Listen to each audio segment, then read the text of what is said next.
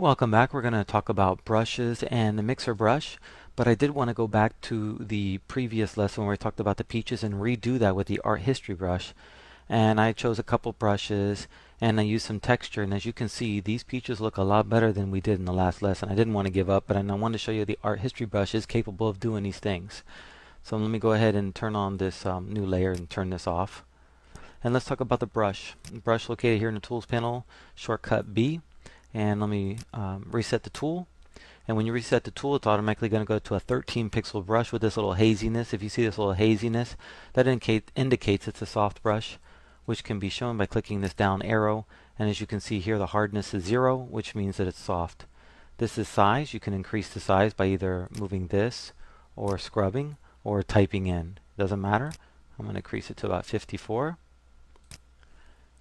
And then I'm going to use the mouse and just paint. Real quick, I'm using the foreground color, of course, and it's soft. So now I'm going to change it to hard.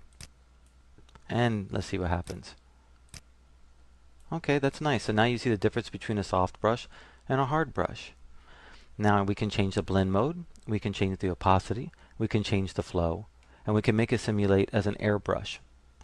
Let's try soft and choose airbrush and see what happens.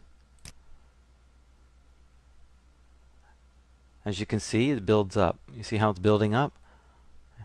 That's what the airbrush does. It slowly paints and then builds up. It's at a flow of 100%, so let's reduce that to show you something more realistic. Let me increase the brush size.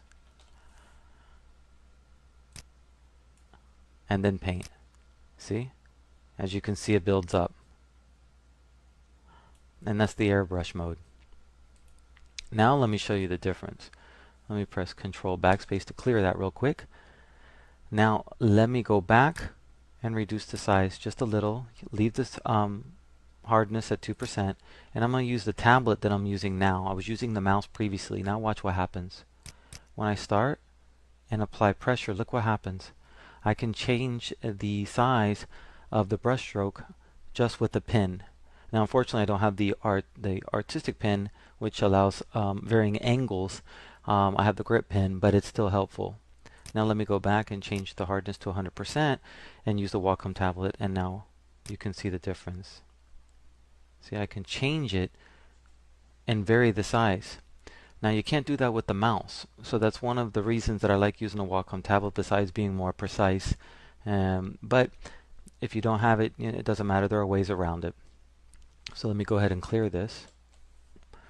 Now let's talk about the brushes panel. So let me go ahead and toggle the brushes panel. When I do this, you'll see over here I already have it set up. And this will open up the brush panel. And if you click on one of these and you get lost, just click on brush tip shape, and this will bring you back to the regular panel. As you can see here, we were talking about the soft, and you can see in the brush preview how that looks. If you click in the hard, you can see how that looks. What's nice about the brush panel, it offers more options. So we can adjust the size, and when we adjust the size, it changes here accordingly. We can adjust the spacing. Now if we go to the spacing over here, you can see that it's individual dollops or circles that make up the stroke. As you decrease the spacing, you get a more solid stroke, but it also requires more processing of the computer. So if you see a lag time, then you know you can probably look here and guess what's going on. Remember that hardness? We can change the hardness here, and you'll see that it reflects also up here. You can also change the angle and the rotation. So now if we paint, you can see that we can get some very interesting kind of angles from it, from just a basic brush.